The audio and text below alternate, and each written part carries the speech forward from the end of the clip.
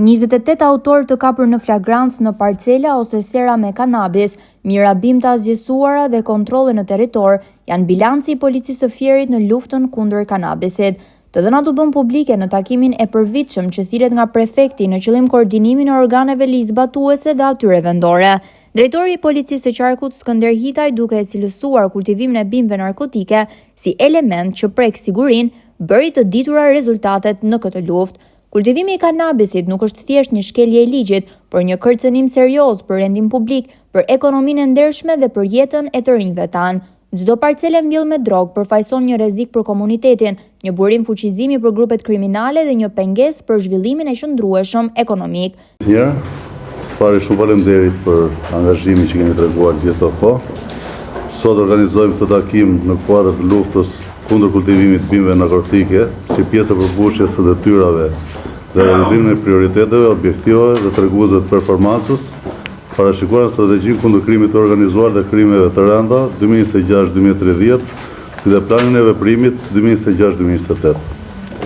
Qëllimi i mbledhjes është që të japë një impuls të ri luftës ndaj kultivimit të kanabisit në nivel qarku, si pjesë e rëndësishme e programit qeverisë shqiptare.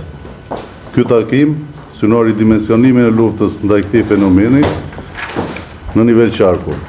Ne nuk duhet lejojmë që rastet e kultivimit të kanabisit të kthehen në fenomen shqetësues dhe dalja e situatës nga kontrolli do të ishte një problem i madh shtetëror, politik, integrues dhe me pasojë rritjen e krimit në përgjithësi dhe krimit organizuar në veçantë.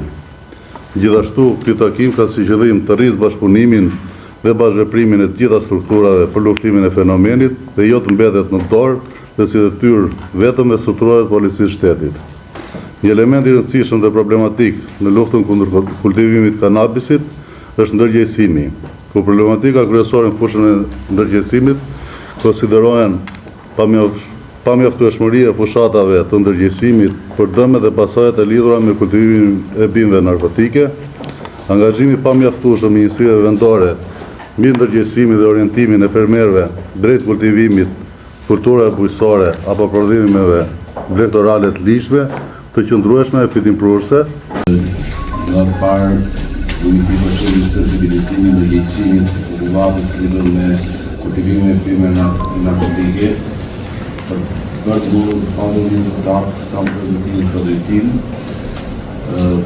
Natyrisht, pushtetet vendore është një hap shumë e rëndësishme e këtij bashkëpunimi në të luftën kundër këtij fenomeni, pasi duke qenë pjesë të drejtë kontaktit me njerëzit, duke luajtur nga njësia me thjeshtje e kryesia dhe kryetarët e fshatrave, vazhdojmë me njësitë administrative dhe drejtorinë e pyjeve përkatëse të gjithë bashkëtimit të zotit ka një rol shumë të rëndësishëm. Natyrisht, zhvendit të falenderoj patjetër për bashkëpunimin që pasur për gjatë vitit të kaluar si me komisionat e policisë Mallakas. Publik për ekonominë e ndershme dhe për jetën e komunitetit tonë. Çdo parcele mbjell me lëndë narkotike përfaqëson një rrezik për komunitetin dhe një burim fuqizimi për grupet kriminale dhe një pengesë për zhvillimin e qëndrueshëm ekonomik të qarkut. Duhet përmendur puna e mirë që kemi bërë gjatë vitit 2025, ku rezultatet e arritura në luftën kundër këtij fenomeni kanë qenë të pranishme, si në numrin e lartë të kontrolleve, monitorimin e zonave me risk, përdorimin e mjeteve teknologjike dhe procedimet penale që kemi patur në ndjekje për rastet e eventuara së bashku me prokurorinë. Në total, 28 autor, nga të cilët 21 janë të arrestuar në flagrancë apo ndaluar dhe 7 janë ndjekur në gjendje të lirë. Nga autorët, 22 prej tyre janë proceduar për kultivimin e bimëve narkotike, ndërsa 6 autor janë proceduar për shpërdorim detyre dhe moskallëzim krimi. Në të gjitha rastet e evidentuara, janë gjetur dhe asgjësuar 6.068 bimë narkotike dhe 3.237 fidan.